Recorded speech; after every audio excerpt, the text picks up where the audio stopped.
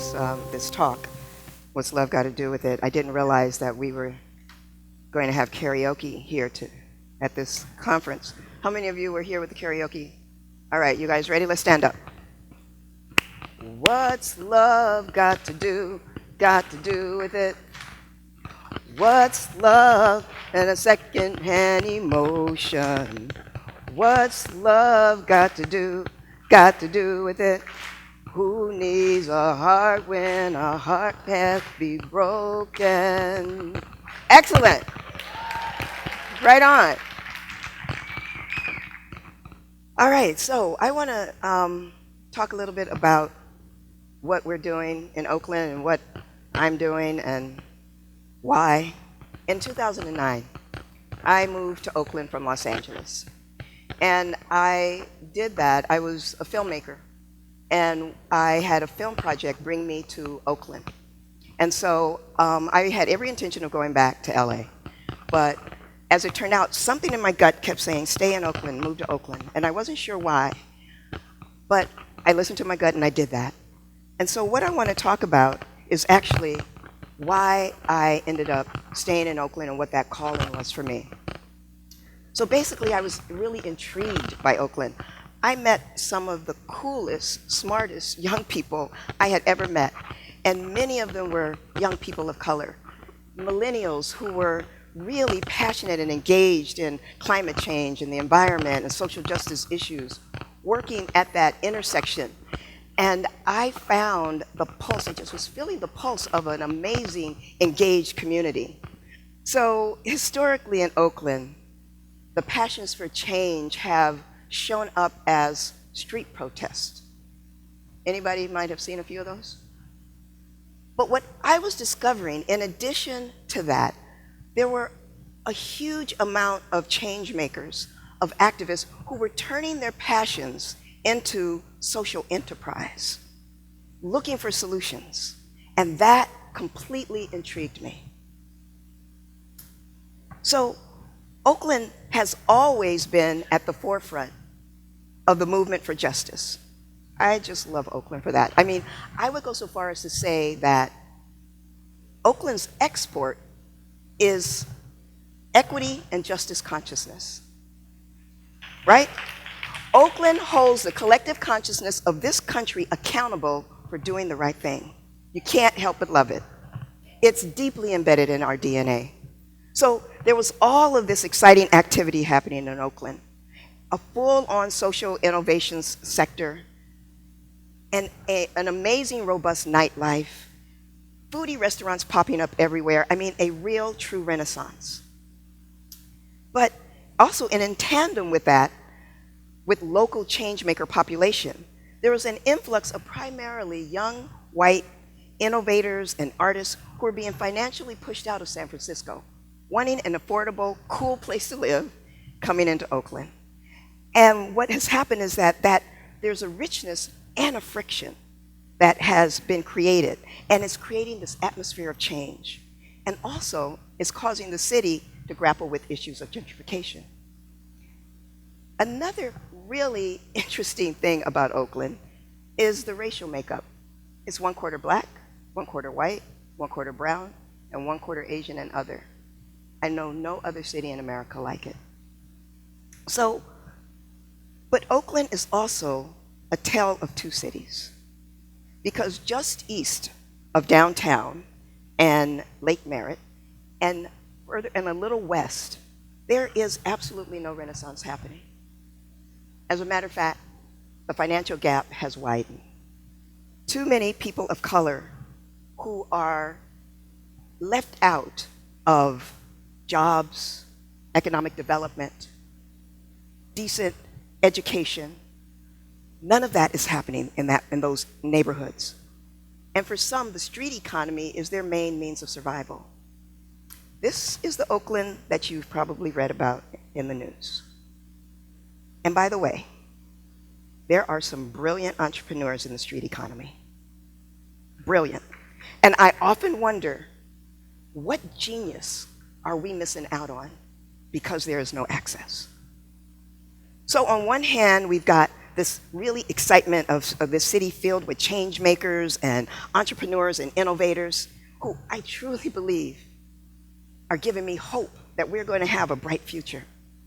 And then, on the other hand, are the lost opportunities, whole neighborhoods, and generations of people who have been left out. These two elements are a perfect storm. It is absolutely the perfect conditions for social innovation. I believe that Oakland is the perfect petri dish for solving some of our most challenging problems. It's the ideal laboratory to grapple with this question: how do we create a more equitable, loving, and thriving society? And what kind of leadership do we need to step into in order to really make a world that works for everyone? And so, our timing was right when we opened up Impact Hub Oakland. We converted two abandoned buildings that were once car dealerships into this beautiful 16,000 square foot home for change makers. Oakland, thank you. Oakland needed this space. It needed a space that was neutral, that people can gather in, filled with light and inspiration, where innovation from all sides of the socioeconomic fence could come and meet and work and play together. It's a place that felt safe and creative and representative of all stakeholders. A place where heart and metrics and love and rigor can live side by side. A place that lies at the intersection of business, social justice, and spiritual practice. Where everyone who walks through those doors feels welcomed, supported, and loved. We actually managed to create that space. Impact Hub Oakland turned 1 year old this year. This is our birthday month, and we have really created something special in this year. We're more than a membership-based co-working space. We are a community and home to a diverse collection of cutting-edge ideas and prototypes. We are part of a growing network of over 70 impact hubs around the world, and Oakland stands out of all of the hubs because we have successfully taken co-working and turned it into a diverse, inclusive community. Our members are thriving and collaborating like crazy with each other. It's really amazing. When you walk through those doors, you feel the electricity, you know something special is happening. And how have we managed to do this in just 1 year? It's our city and our team. We have the most amazing team of amazing individuals that I have ever had the pleasure to work with. I have 6 partners, 5 more than what experts would tell you to do, right? We didn't listen to that. Because we had the intent of not creating a homogeneous group, but to create a team that would reflect back what we wanted in our business. So starting from the beginning, we created a team. So a wise sage once said, the end is in the beginning, which means create from the very beginning what you want to see in the end. Don't course correct later, like, I'll get to that diversity issue later. Do it from the beginning. And that is what we did. And it has been the most amazing team ever. No longer is it important how many Ivy League credentials you have on your team or in the room. What's important is how diverse and how inclusive is your team. Because I guarantee you, the fertile ideas that come from a diverse team will be smarter, richer, and more relevant. And that is what we have found at Impact Hub Oakland. And I wanted to introduce, I've got my team members here in the audience. Where are you? Lisa Chacon, you want to stand up, who is our COO and co-director. Ashara Ekundayo, who is our Chief Creative Officer. Edward West, who is our finance team. I've got Calgary Brown, who is on the staff. Our staff is amazing, and our team is amazing and diverse. This is what makes us special. This is what makes us stand out, and everybody wants to know what the juice is. That's the juice. But more than anything, and notice also, we are women-led, and primarily women of color. It is about time. It's our turn. It's our turn. But more than anything, I am blessed to be a part of a team of compassionate visionaries, leading-edge thinkers and doers, successful business people, and deep spiritual seekers. And that's true for our staff as well. We have the most amazing staff. Our team believes that personal well-being is the key to a healthy, transformed society. We also believe that deep inclusion is the driver to success, and that business should be in service to humanity and not the other way around. A new business leadership is being required of us to address the magnitude of the problems that we face today. We believe that that new leadership that we need is based on the archetypal feminine principles of compassion, cooperation, relationship building, and collaboration. I don't know if you all remember, but a couple of years ago, I think it was, His Holiness said that the world will be saved by the Western woman. Now, it's the only time I've ever known that His Holiness kind of pissed a lot of people off. Because guys were saying, what? And women from the north, east, and south said, well, what about us? And the Western women were going, whoa, that's a lot of pressure. But we drilled down into that, and I think what he meant is that it's these principles that we're talking about, the embodiment of these principles of compassion, of cooperation, of collaboration, being brought into business, embodying those, and that is what we've been doing. But we all must begin to implement these values in our economic activity. Our economy is at the root of our economic, environmental, social, and spiritual crises. We have to make these changes. And one of the largest issues that we're facing, along with the warming of a planet, is the issue of economic inequity. Addressing this problem requires us to face issues of race. Now, there's some really interesting statistics that we really need to look at. In 2011, the US Census announced a major milestone. Today in the US, most babies born are of color. That was in 2011. By 2018, in 3 years, most youth will be of color. By 2030, in just 15 years, the majority of the workforce will be of color. And by 2043, in just 28 years, we will be a majority people of color nation. Surprisingly, California is already a majority of color state. And yet, only 17% of Latinos and 20% of African Americans have achieved a 2-year college degree. This is our future workforce. This is not only a moral issue, it's bad business. We are at what I am calling peak inequity. And I'm putting it right there with peak oil and peak soil and any other peaks that we may have passed. Avoiding this problem looks like this.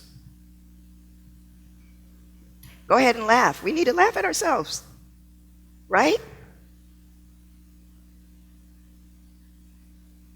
Otto Schwarmer has said it so perfectly. He says, we are being called on to tap into the deeper level of our humanity and decide, who do we want to be as a society? Because we are deeply interconnected. And we are not okay unless we are all okay. Every business is being called on right now to take an honest look, not only at its ecological footprint, but also its social footprint. Who do you touch and who do you not touch? Who are the voices that are missing in your boardroom? And who are the voices that are missing in your upper management? At Impact Hub Oakland, we ask these difficult questions. We believe that taking on tough issues and partnering with all the right organizations and individuals, including those people who are most impacted, that we can get to some innovative answers and solutions.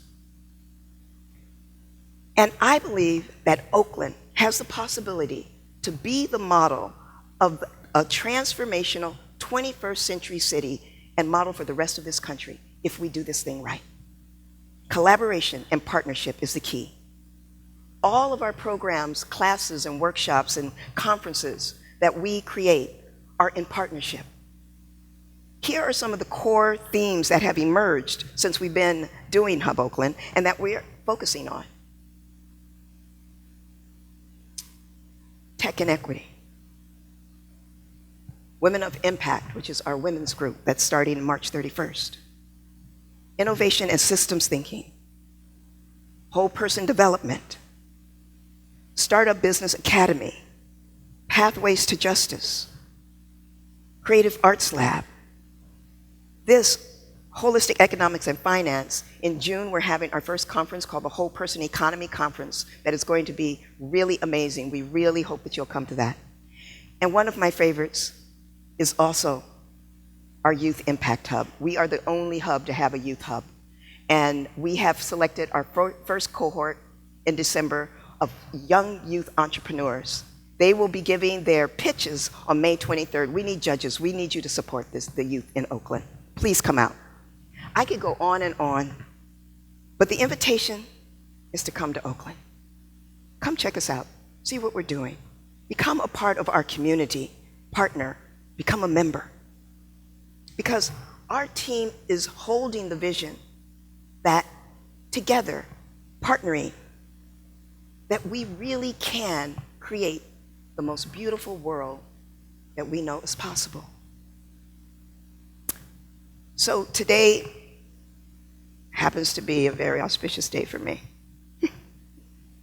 It's my 60th birthday. Thank you. Thank you. And I'm reminded, no, you know. Thank you very much, but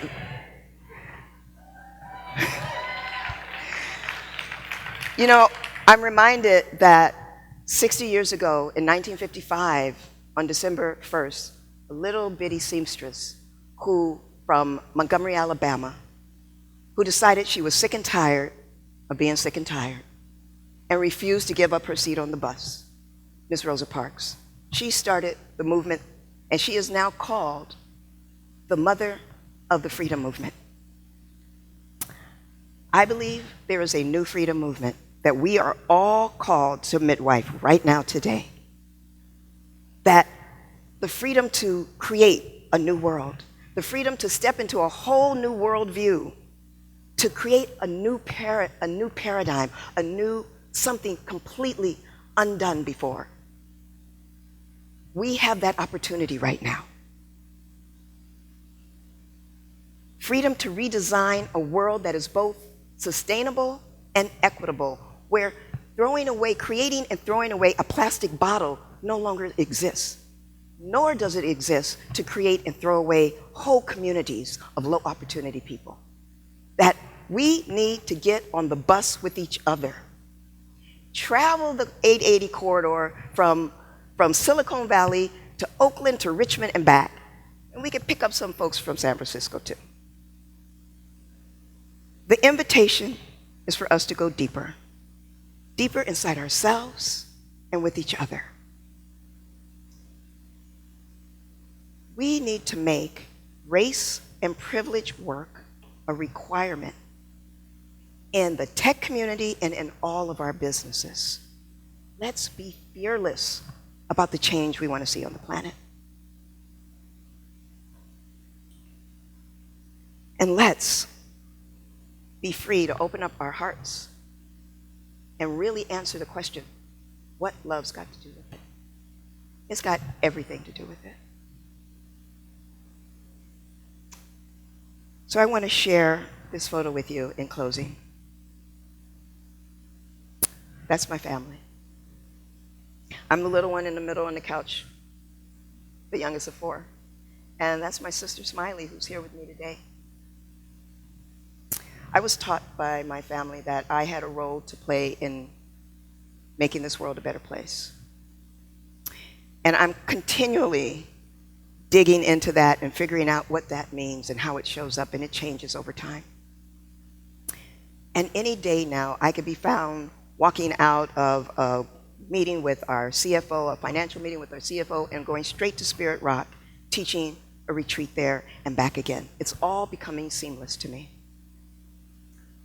And I know that each of you out there have deeply purposeful lives. That's why you're here at this conference. I am truly humbled by who is in this room. And so I want to leave you with this one question. And it's a question that I ask myself all the time. How can you go deeper? And what do you have to let go of in order to do that? And are you willing? Peace and blessings, everyone. Thank you so much.